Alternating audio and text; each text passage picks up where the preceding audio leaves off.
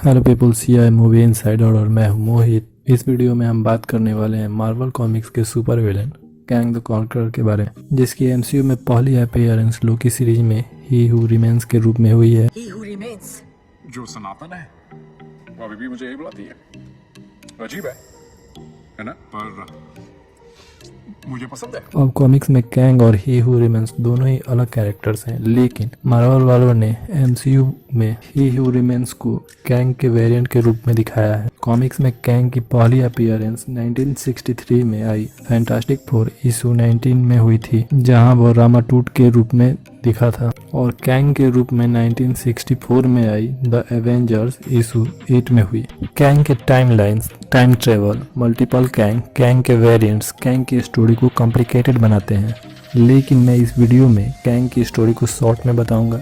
Kang की story start होती है फ्यूचर में 30 सेंचुरी के अर्थ 6311 में, जहां उसका नाथेनियल रिचर्ड्स था। अब नाम से तो आपको लग ही रहा होगा कि यह फैंटास्टिक फोर से रीड रिचर्ड का वंशज है, लेकिन कॉमिक्स में कुछ ऐसे भी इवेंट्स हैं जिसमें लगता है कि यह डॉक्टर डूम का वंशज हो सकता है।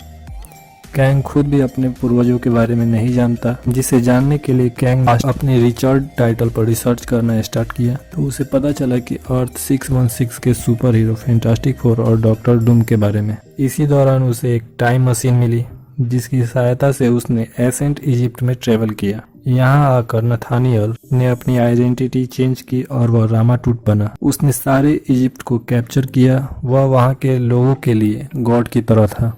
यह वही टाइम पीरियड था जिसमें इंस्वानूर नाम का किड म्यूटेंट था, जो कि आगे चलकर एपोक्लिप्स बना। तो कैंग ने कोशिश की कि कैसे भी कर इंस्वानूर को अपने साथ ले आए, लेकिन इससे पहले फैंटास्टिक फोर वहाँ टाइम ट्रेवल करके पहुंच गए और रामाटूट यानी कि नथानियल, जिसके पास कोई भी सुपर पावर नहीं थी, वह उनसे हार गया। उसकी सुपर पावर उसकी फ्यूचर की टेक्नोलॉजी है, तो लाजमी था कि वह फैंटास्टिक फोर से हार जाता। और हाँ, वह अभी तक कैंग द कॉन्करर नहीं बना है। हारने के बाद नथानियल टाइम मशीन से अपने 30th सेंचुरी जाने की कोशिश करता है, लेकिन कुछ गड़बड़ी के कारण वह करेंट टाइम लाइन में आ जाता है, जिसमें Avengers, fantastic force, doctor Doom है। यहीं वह डॉक्टर डूम से मिलता है और उनके बीच लंबी चौड़ी बातचीत होती है, जिससे इंस्पायर होकर वह आगे के लिए एक नई आइडेंटिटी लेता है, स्कारलेट सेंचुरियन का। लेकिन फिर इस करेंट टाइम में भी वह एवेंजर्स से बुरी तरह हारता है और फिर से टाइम मशीन से 30 सेंचुरी जाने की कोशिश करता है, लेकिन टाइम मशीन 40 सेंचुरी में चली जाती है, जहां वह देखता है कि पूरा अर्थ वार में लगा हुआ है, वो भी ऐसे वेपन से जो कि पास्ट का है, और इन पुराने वेपन टेक्नोलॉजी को यूज कर 40 सेंचुरी में किसी को नहीं पता। और नथानियल, जो कि पास्ट से आया होता है, उसे इन सभी टेक्नोलॉजी के बारे में पता होता है, और वह इन्हीं वेपन और टेक्नोलॉजी का यूज कर खुद को अपग्रेड करता है, एक नया आर्मर बनाता है, और 40th सेंचुरी के पूरे अर्थ को कॉन्कर कर अपनी एक नई आइडेंटिटी लेता है, कैंग द कॉन्करर का। इसके बाद भी वह रुका नहीं और वह टाइम ट्रेवल का फायदा उठाकर इसी तरह अपने पूरे गैलेक्सी को ही कॉन्कर कर लिया था। तो भाई, यह था कैंग का क्रिएशंस, लेकिन यह उतना भी सिंपल नहीं है जितना सिंपल मैंने बताया है। यह काफी ज्यादा कॉम्प्लेक्स है। इस कैरेक्टर्स की आगे की स्टोरी में इतना ज्यादा टाइम ट्रेवल है कि इसे मास्टर ऑफ टाइम भी कहा जाता है। अब इतने टाइम ट्रेवल से मुझे नेटफ्लिक्स की डार्क सीरीज की याद आ गई, जो कि खुद में ही एक मास्टरपीस है। डार्क सीरीज की तरह ही इतना टाइम ट्रेवल के चलते इसके कई सारे वर्जन भी हैं। एक टाइमलाइन में जब वह एवेंजर्स से हार जाता है, तो यह पास्ट में ट्रेवल करके अपने खुद के यंगर रूप को यह सब बताता है कि कैसे वह फ्यूचर में कैंग बनेगा, जहां कैंग यंग नथानियल को एक आर्मर भी देते, इस उम्मीद में कि वह जल्द से जल्द कैंग बन सके।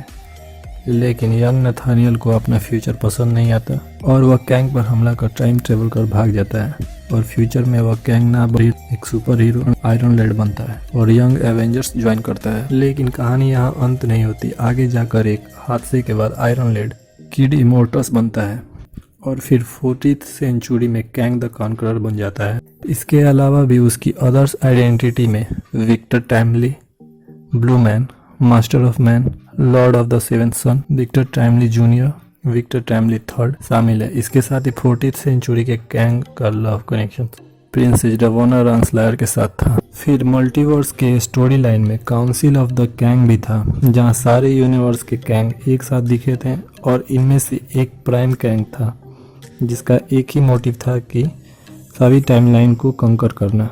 तो कैंग की सबसे मेन पावर टाइम ट्रेवल को बोल सकते हैं। उसके पास कोई सुपर पावर तो नहीं है, लेकिन फ्यूचर के वेपन और टेक्नोलॉजी इसको काफ़ी तगड़ा विलेन बनाती हैं। और इसका आर्मर भी ऐसे ही टेक्नोलॉजी से भरा पड़ा है, जिसमें इसको टाइम ट्रेवल करने के लिए अलग मशीन की ज़रूरत नहीं पड़ती। और यह सारी टेक्नोलॉजी फ्यूचर से है, तो करंट के सुपर हीरो इसके सामने टिक भी नहीं पाते। और अगर टिक कर इसकी बैंड भी बजा दे तो यह भाई साहब टाइम ट्रेवल कर लेते हैं। तो भाई यह रही कैंग की ओरिजिन, जिसको मैंने सिंपल आप सबको बताया है। कॉमिक्स में यह इतना सिंपल भी नहीं है। कॉमिक्स में तो इसकी एक टाइम लाइन में मल्टीपल टाइम ट्रेवल्स होता है, जिससे काफ़ी ज़्यादा कन्फ्यूजन होता है। आपको वीडियो कैसी लगी आप कमेंट्स में बताएं। वीडियो पसंद आई हो तो उसको लाइक करें और चैनल को सब्सक्राइब करें। मिलते हैं किसी नए टॉपिक, किसी नए कैरेक्टर्स के साथ। तब तक के लिए बाय।